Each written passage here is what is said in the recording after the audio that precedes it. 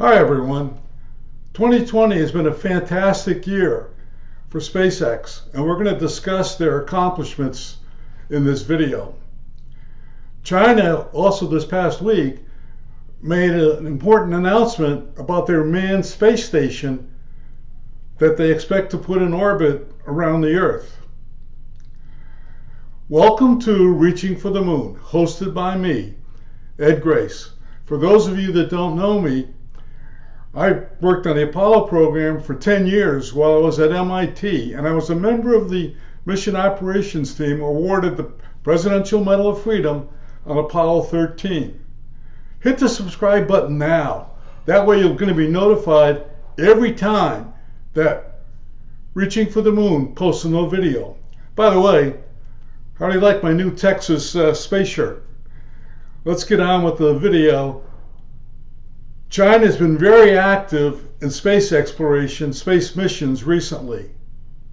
They launched the Tianwen-1 mission in July, which consists of an orbiter, a lander, and a rover, which are expected to reach Mars in February of 2021. Just recently, China launched the Chang'e 5 mission, which successfully returned lunar samples to Earth in December. These are the first lunar samples returned to Earth since the mid-70s and are being examined in a special lab in Beijing. Lastly, China recently announced plans to launch the first core module of a manned space station orbiting the Earth in the first half of 2021. The core module is going to be launched using a Long March 5B Y2 rocket from the Wenchang spacecraft launch site. Completion of the China manned space station is planned for 2022. It's going to take a total of about 6 missions to get all the pieces up in space for China. China is certainly putting an emphasis on their space exploration at this time.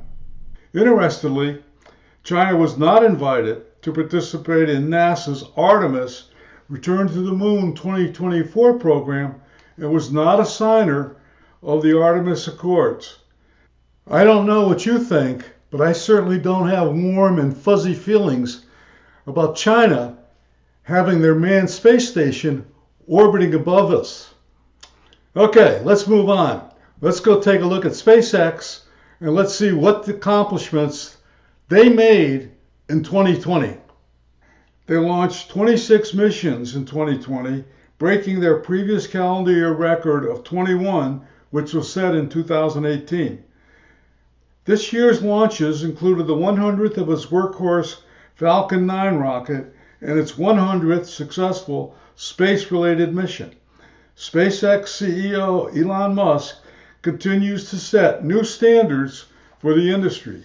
By the way, Elon Musk also happens to be the CEO and founder of Tesla Inc., the publicly traded electric car company that has had an even more fantastic year in 2020.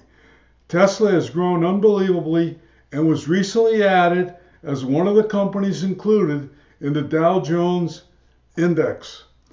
2 of SpaceX's launches this year sent astronauts to the International Space Station aboard Spacex Crew Dragon capsules. These were the first crewed orbital missions to lift off from the United States soil since NASA shut down its space shuttle program in 2011. It was a very memorable time a few months ago when the 2 astronauts lifted off Earth and visited the International Space Station and returned about 60 days later. It almost got as much press as the Apollo 11 moon landing. A subsequent launch brought 4 astronauts to the International Space Station, where they are presently. The next crewed launch from SpaceX is scheduled for March 30th, 2021. 14 of the 2020 missions were launched in support of SpaceX's Starlink low Earth orbit satellite internet project. Each launch contained 60 Starlink satellites, and about 900 of the Starlink satellites remain working in orbit. Since the beginning of space age in 1957, approximately 10,500 satellites have been launched from Earth, according to the European Space Agency.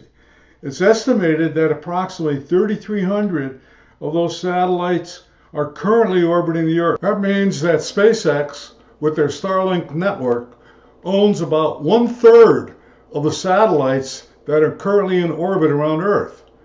That was going to get even larger because SpaceX Starlink has gotten permission from the United States Federal Communication Commission to launch up to 12,000 satellites for their internet network.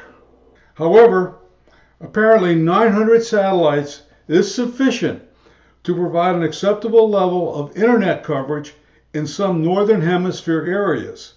Thus, SpaceX has begun a limited public test of Starlink internet service a few months ago, and so far the limited tests have been met with success.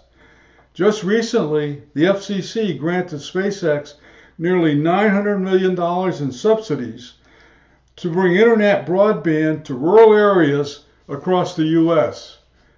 All 26 of SpaceX's launches in 2020 used the two-stage Falcon 9 rocket.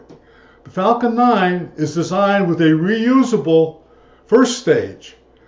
On 23 of the 26 launches, SpaceX was able to safely recover to Earth the first stage of the Falcon 9 to be reused. That's another first for SpaceX this year.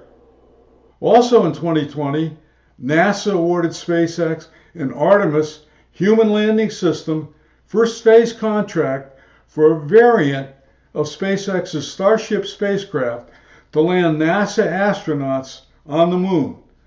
NASA's awarded 3 first phase contracts for the Artemis human landing system and is expected to select 1 or 2 finalists to continue development of the human landing system during 2021.